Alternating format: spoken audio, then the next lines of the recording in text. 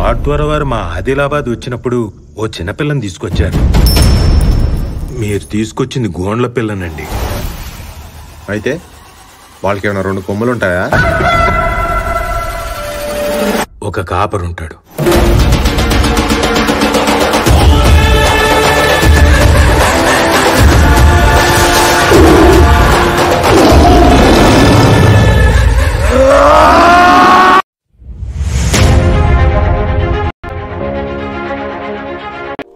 మనం ఇప్పుడు జోడఘాట్ దగ్గర ఉన్నాంగా. దీనికి కొంచెం నాకు తెలిసిన చరిత్ర, నేను తెలుసుకున్న చరిత్ర చెప్తా. కొమరం భీం గారి గురించి. కొమరం భీం గారు 1901 అక్టోబర్ 22న సంకేపల్లి గ్రామంలోని ఆదిలాబాద్ జిల్లాలో ఒక గోండులో జన్మించాడు. అతను చిన్నప్పటి నుండే వాళ్ళ నాన్న ఒక ఉద్యమకారుల లెక్క ఉండే. వాళ్ళ నాన్న కూడా ఒక ఉద్యమంలాగా చేస్తే వాళ్ళ నాన్నను కూడా నిజాం ప్రభుత్వం వాళ్ళు చంపేసిండ్రు. తర్వాత వాళ్ళ అమ్మ వాళ్ళు వలస వెళ్ళ జరిగింది. ఆ ఊరు సద్దాపూర్.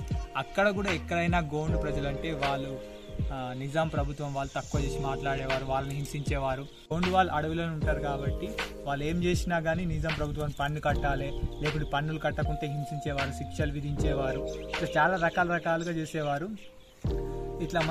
ఇట్లా చేస్తుండగానే కొమరం భీం గారి తట్టుకోలేక ఒక తహసీల్దార్తో గొడవ, తహసీల్దార్ని చంపేసిన తర్వాత ఇక్కడ నుండి పారిపోయి అస్సాంలోని ఒక టీ ప్లాంట్ దగ్గర ఉంటాడు. తర్వాత కొన్ని సంవత్సరాల తర్వాత అజ్ఞాతవాసంలో ఉండి తర్వాత మళ్ళీ జోడేఘాట్, ఆదిలాబాద్లోనే మళ్ళీ ఒక జోడేఘాట్ గ్రామానికి వస్తాడు. అక్కడే కొన్ని గ్రామాల ప్రజలను చూసుకొని అక్కడ కూడా సేమ్ నిజాం ప్రభుత్వం వాళ్ళని ఎన్నటికి వెళ్ళి వచ్చినా కానీ మారడు, అలాగే హింసించడం, శిక్షించడం అట్లా చేస్తుంటారు. ఈయన తట్టుకోలేక చుట్టుపక్కల ఉన్న గ్రామాలని వాళ్ళ ప్రజలని ఒక ఉద్యమకారులాగా తీర్చిదిద్ది వాళ్ళతోటి ఒక ఉద్యమంలాగా చేసి నిజాం ప్రభుత్వంతో పోరాడి అమరవీరులైన్లు. అదే ఈ జోడేఘాట్. నాకు తెలిసింది చెప్పాను, చూసుకోవచ్చు. విగ్రహం, సమాధి, మ్యూజియం మొత్తం చూపించేసినాం, మీకు చూపిస్తాం, చూసేయండి. చలో.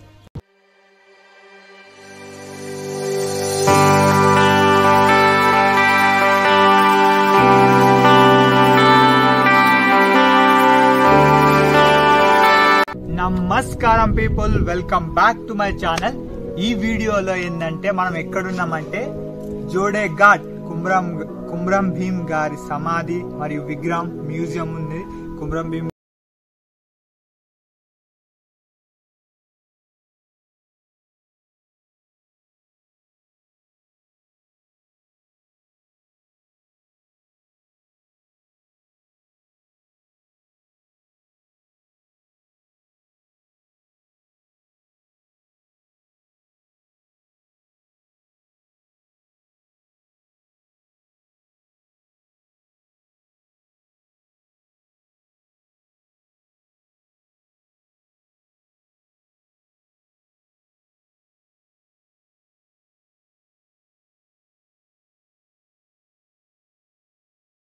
ఇది కనిపించేది ఏమిటంటే కొమరం భీం గారు జల్ జమీన్ జంగల్ అనే నినాదంతో నిజాం ప్రభుత్వంతో పోరాడింది కాబట్టి వాటికి పోరాడిన గుర్తుగా ఇది జల్ అంటే నీరు చూసుకోవచ్చు. మనం చేపలు పడినట్టు అలాగే నీళ్ళు వస్తున్నట్టుంది.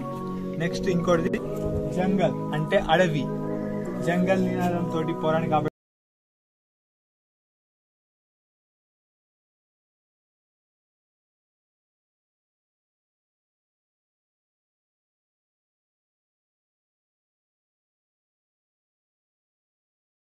మూడు స్మారకాల గుర్తులుగా 3 కట్టిండ్రు. 3 ఎంట్రన్స్ చూసుకోవచ్చు. మనం శిలా పథకం ఏంటంటే memorial come Gond tribal museum కోసం కట్టింది శిలా పథకం. ఎంత డబ్బులు అవుతుంది, ఏ డేట్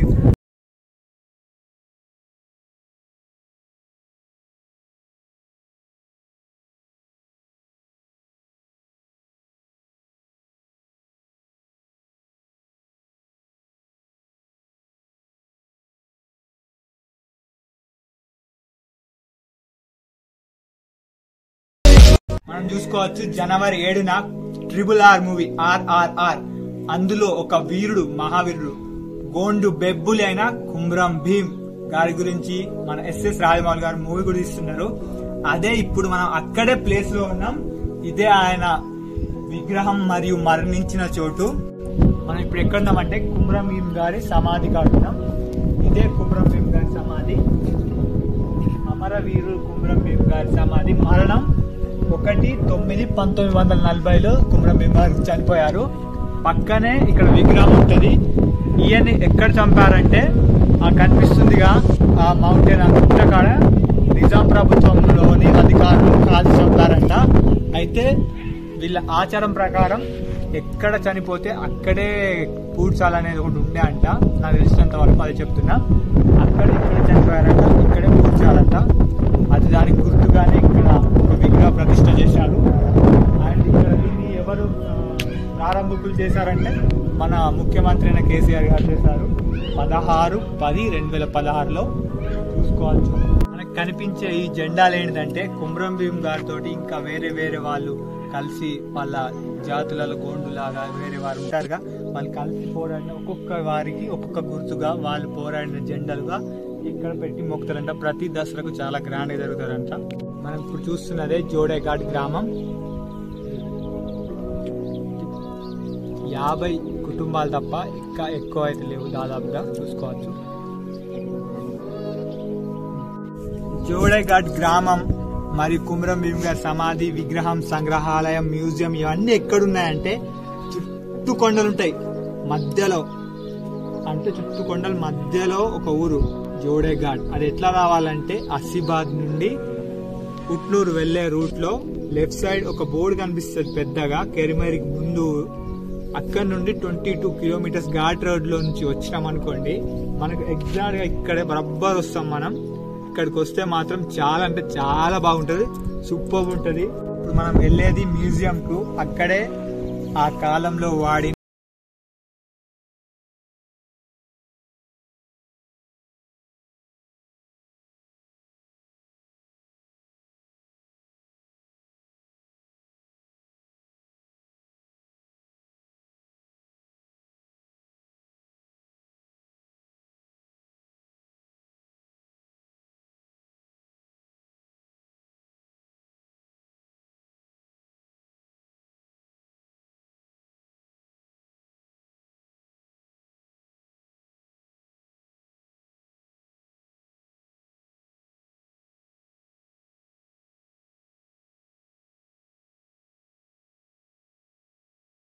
మనకు ఏమన్నా ప్రోగ్రామ్స్ కానీ ఏదైనా యాక్టివిటీస్ కానీ జరిగితే ఇక్కడ జరిపి ఇటు కూర్చోడానికి ఉన్నట్టుంది.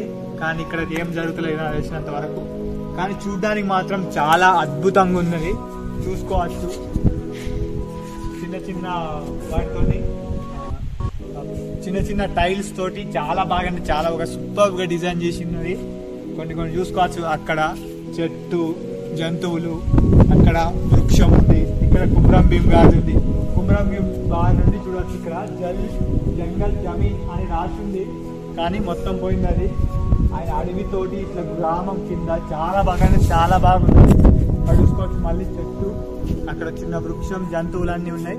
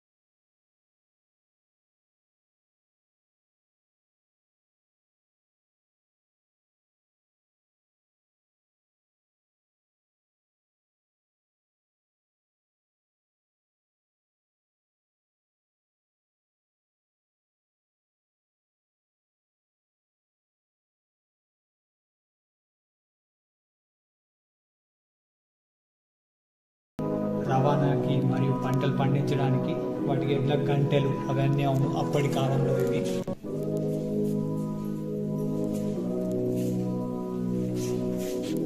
ఇవేంటిదంటే అంటే వేటాడేటప్పుడు వాళ్ళు ఆ వాడిన అప్పటి కాలం ఆయుధాలు చూసుకోవచ్చు.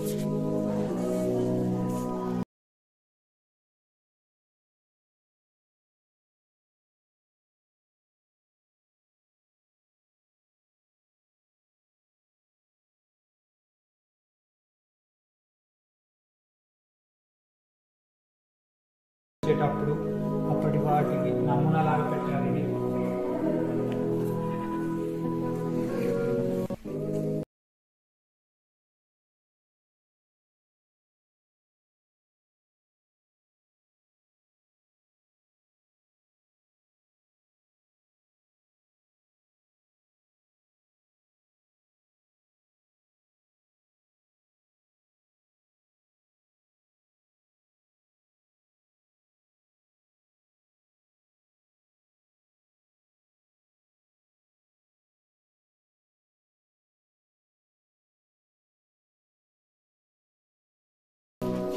ఇక్కడ చూసుకోవచ్చు, ఇక్కడ ఏంటంటే ఉన్నది గోండు జాతుల నృత్యం, గుస్సాడే నృత్యం. ఇదే అవును, వీళ్ళు సన్నాయి వాయిస్తూ వీళ్ళు గుస్సాడే పైన నెమలి పించాలు ధరించి వీళ్ళు పట్టుకొని ఒక కోల పట్టుకొని డ్యాన్స్ చేస్తారు.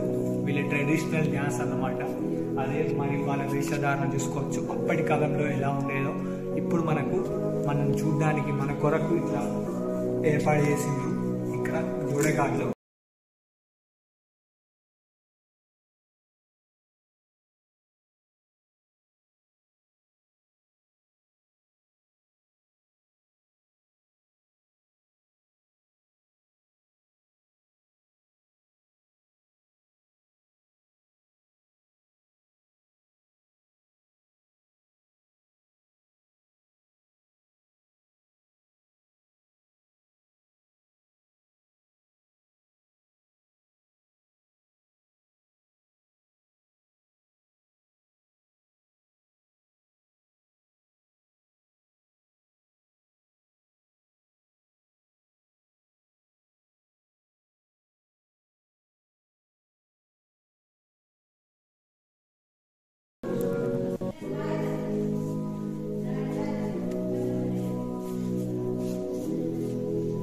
ఇదేంటిదంటే కనిపించేది మొక్కజొన్న వేసినప్పుడు ఇవి చిన్నపిల్లలు ఏం చేస్తారంటే ఒక తాడుగా ఇక్కడ ఒక రాయి పెడతారు, ఇట్లా ఇట్లా తిప్పి